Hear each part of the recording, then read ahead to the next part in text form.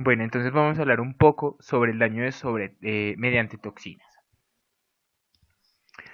Importante recordar y tener en cuenta siempre la definición de factor de virulencia y de mecanismo de patogenicidad.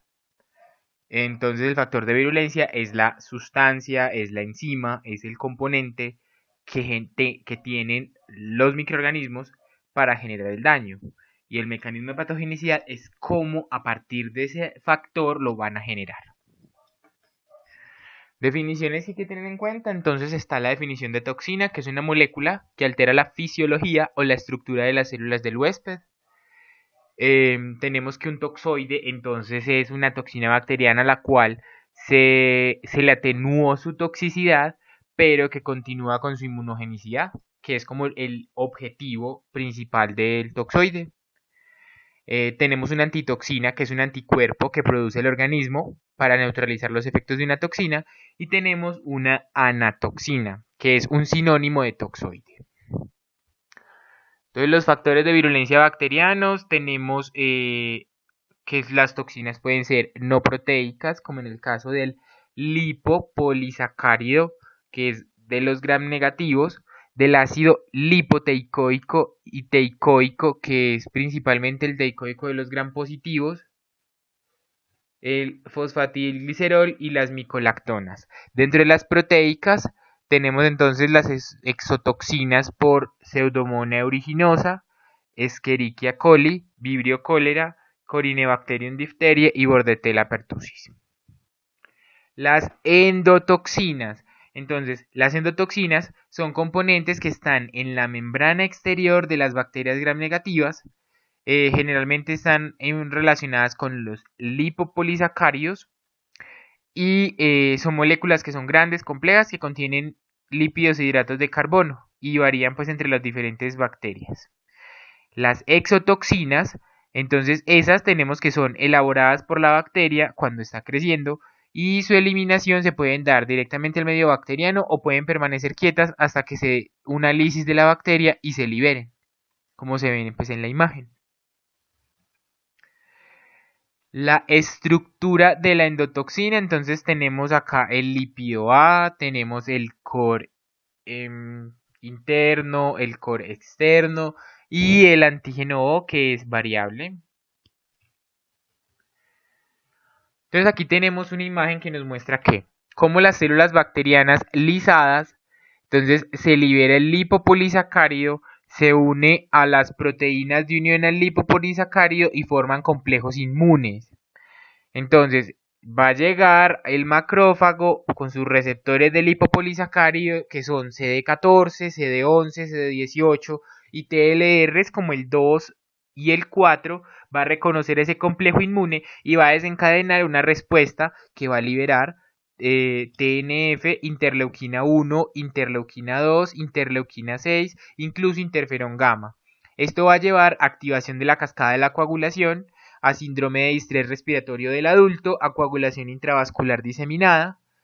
También estas interleuquinas van a llevar a generar prostaglandinas y leucotrienos, llevando a daño de las células endoteliales y a falla multiorgánica. Y también esto va a estar debido a la activación de la cascada del complemento. Según su acción en la célula hospedera, entonces podemos clasificarlas de la siguiente manera. Entonces, si tienen sitio de acción la superficie celular, se clasifican como endotoxina, toxinas que dañan membranas y los superantígenos. Y si tienen objetivos intracelulares, se clasifican en exotoxinas, citotoxinas tipo 3, citotoxinas tipo 4 al 7. Hablando entonces más sobre las exotoxinas, tenemos los tipos de secreción y una explicación breve de cada uno.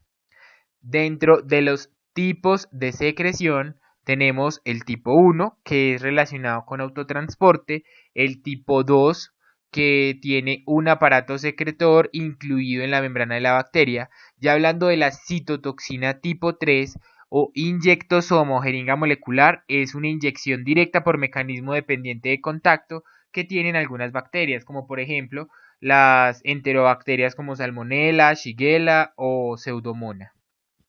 La citotóxica tipo 4 ya es en patógenos intracelulares y tiene un mecanismo muy similar a la conjugación, están más implicadas con Legionella, con Brucella y con Coxiella. La tipo 5 es también autotransporte y tiene un influjo y una influencia de las porinas, como por ejemplo en Neisseria meningitis. Las tipo 6 tienen otro tipo de jeringa distinto al tipo 3, por ejemplo Vibrio cólera y también Pseudomonas aeruginosa.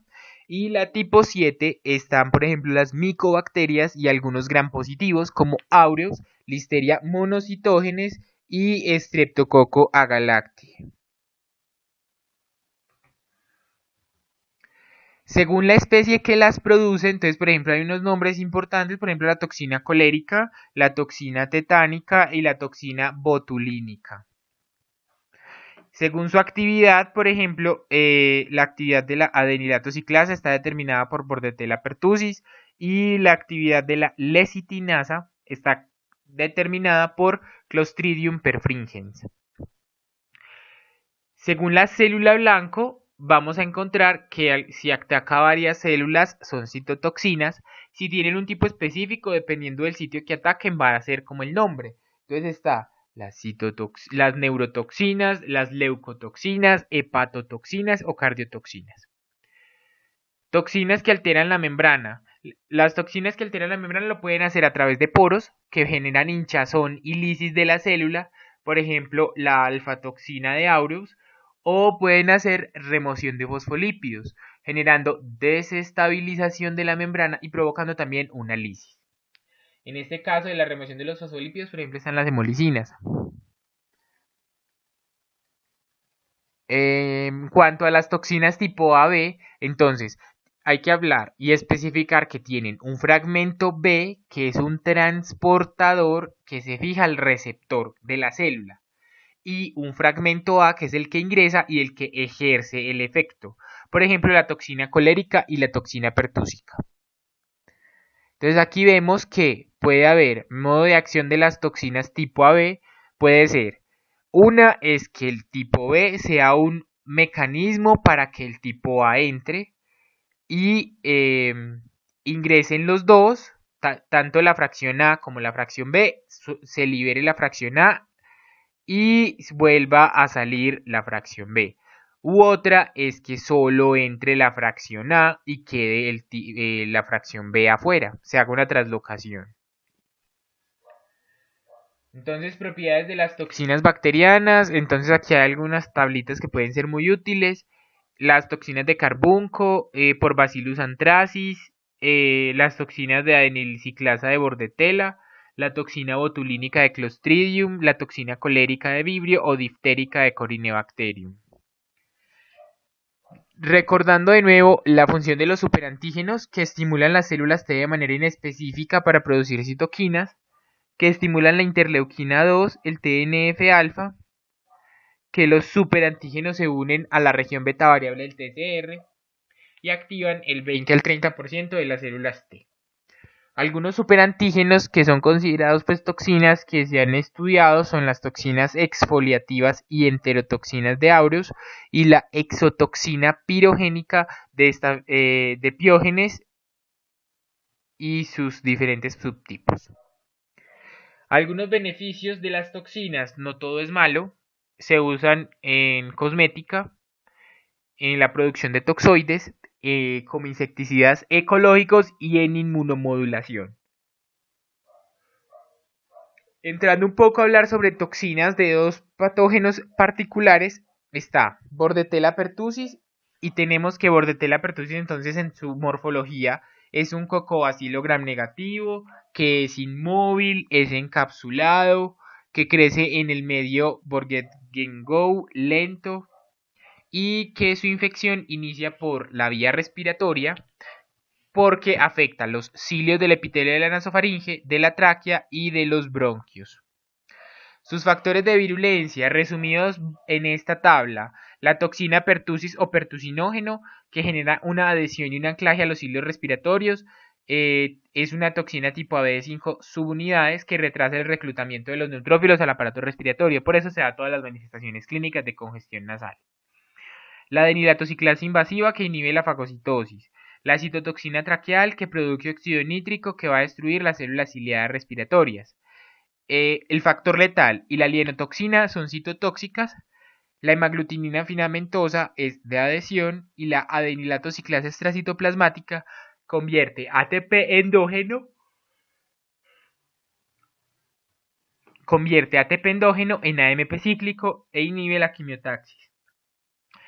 La pertactina tiene relación con la adherencia al epitelio respiratorio, el lipopolisacárido con inducción de interferón y las fimbrias que son inmunógenas.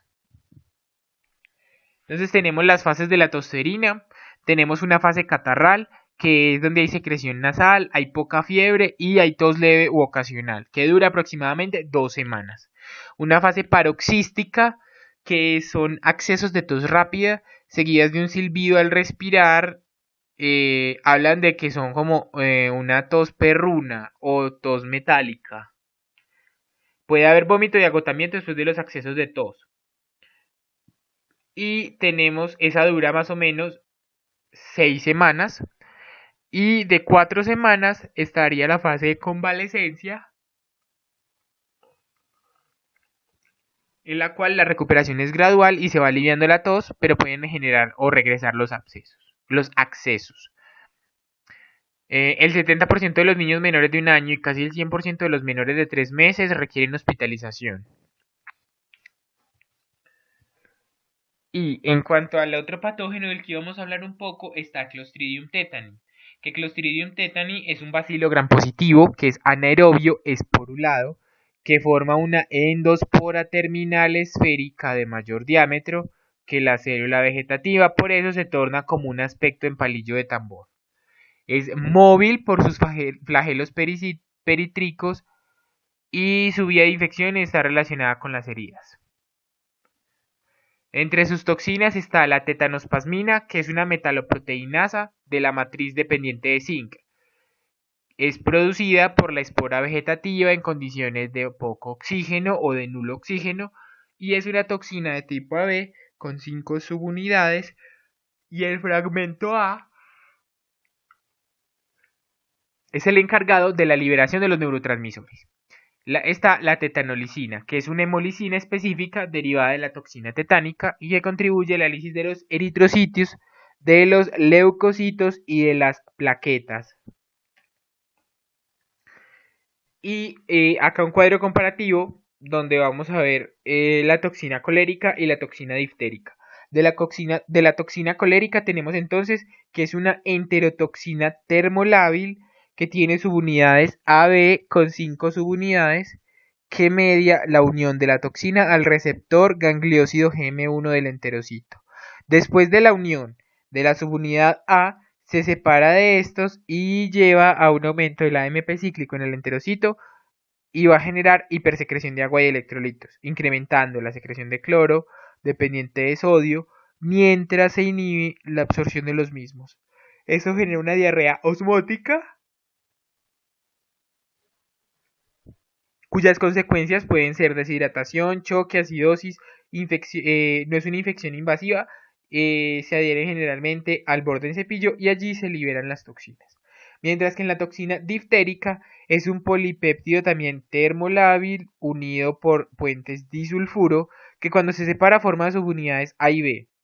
Esta última ayuda a ingresar a la subunidad A al interior de la célula. Una vez adentro, la subunidad A impide el alargamiento de la cadena de polipéptidos a partir de la inactivación del factor de alargamiento EF2, que va a llevar a necrosis y destrucción del epitelio. El epitelio que ya está necrosado, pues va a quedar inmenso en exudados de fibrina, de eritrocitos, de leucocitos, formando una pseudomembrana grisácea que desgarra capilares y genera sangrado cuando se intenta retirar. Y ya esto es como lo básico que había que decir sobre el daño mediante toxinas.